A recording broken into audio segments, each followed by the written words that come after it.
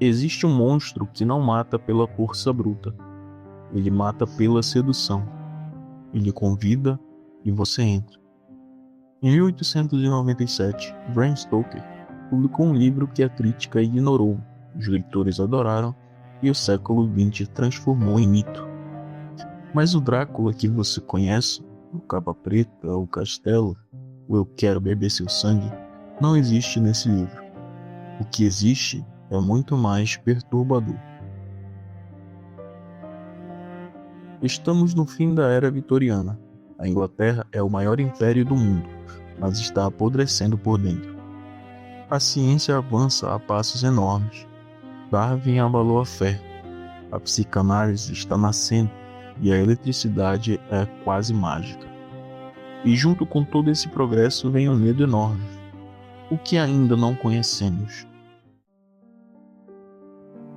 Bram Stoker era irlandês vivendo em Londres, gerente de teatro, amigo de Oscar Wilde.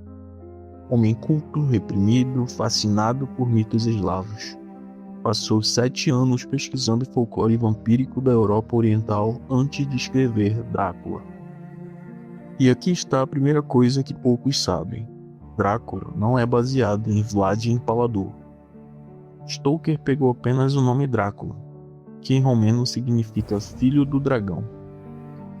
O personagem veio de pesadelos, de mitos, de uma Inglaterra que tinha medo do que vinha do leste. O capítulo final, o original do livro, foi cortado pelo próprio Stoker antes da publicação. Ele mostrava o castelo de Drácula sendo destruído por uma avalanche. O editor achou dramático demais. O capítulo foi publicado como conto separado décadas depois. Stoker nunca foi à Transilvânia.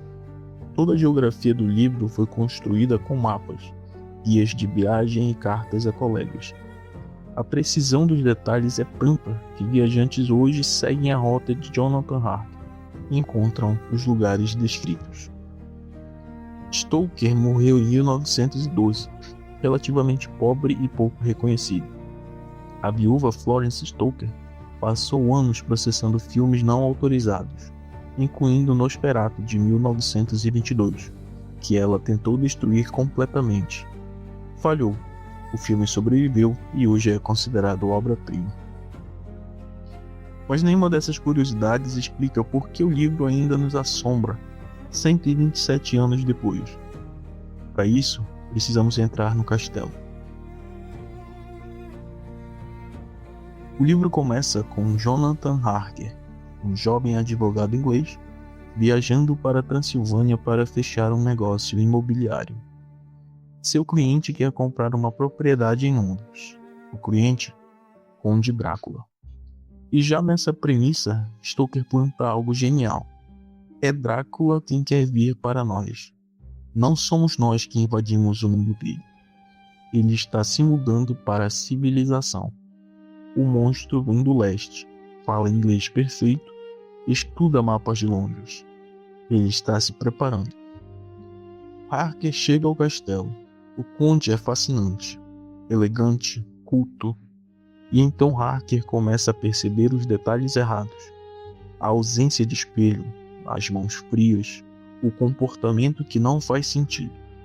E também a noite em que ele vê o conde descendo a parede do castelo, de cabeça para baixo, como uma lagartixa, na mais perturbadora imagem do livro inteiro. Harker está preso, e o conde embarca para Londres. O livro então se multiplica em vozes, diários, cartas, recortes de jornal.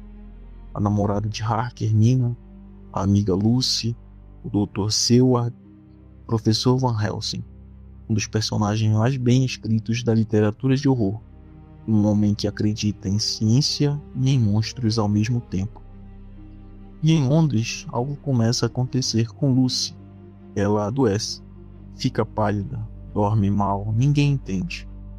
Nós entendemos.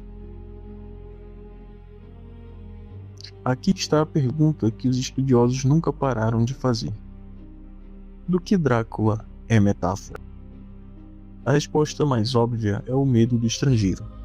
Drácula vem do leste, fala com sotaque, traz costumes incompreensíveis, ameaça contaminar a raça inglesa. A Inglaterra vitoriana tinha pavor da imigração, da miscigenação, da degeneração, e Stoker transformou esse medo em vampiro. Mas existe uma leitura mais profunda. Drácula é o desejo que não pode ser nomeado. A era vitoriana reprimia tudo: sexualidade, emoção, corpo. E o vampiro é exatamente isso: um ser que entra à noite, que seduz, que cria um prazer proibido, que transforma a vítima não em cadáver, mas em cúmplice. Lucy não é apenas atacada, ela é transformada, e a transformação tem algo de libertação. Van Helsing e seus companheiros não estão apenas caçando um monstro, estão tentando restaurar a ordem, manter as mulheres puras, as fronteiras intactas, a razão no controle. Drácula é tudo que a sociedade vitoriana tentava suprimir, e por isso ele nunca vai embora de verdade. Cada geração reinventa o vampiro com seus próprios medos. Nosferatu era a pestilência. O Drácula de Bela Lugosi era o sedutor estrangeiro.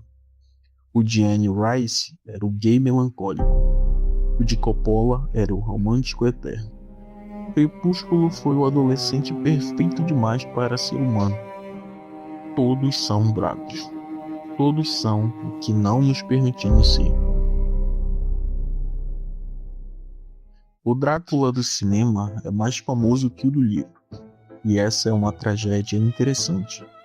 Nosferatu de 1922 é tecnicamente um plágio. Murnau mudou os nomes, mas copiou a trama. É também uma obra de arte absoluta, e a versão mais fiel ao horror do original. O Conde Orlok é feio, doentio, repulsivo. Em 1931, Bela Lugosi criou o Drácula elegante que conhecemos. Capa, sotaque, charme. E aí o mito mudou para sempre. O monstro virou galã. Já o filme de Coppola, em 1992, tentou voltar ao livro e foi mais longe. Transformou Drácula numa história de amor eterno. É visualmente extraordinário e narrativamente questionável. Mas é o filme que mais gente conhece. Nenhum deles é o livro. O livro é mais estranho, mais filosófico, mais perturbador que qualquer adaptação. E essa é a melhor razão para ler. Porque ele é uma pergunta disfarçada de monstro. O que você faria se algo proibido se apresentasse como convite? E se o perigo viesse com charme? Se a destruição tivesse o rosto da libertação? Stoker não responde. Ele só deixa a janela entreaberta. Se você ainda não leu Drácula, o link para o livro está na descrição. E se você já leu, me conta nos comentários. Você acha que Drácula é o vilão da história? Até a próxima.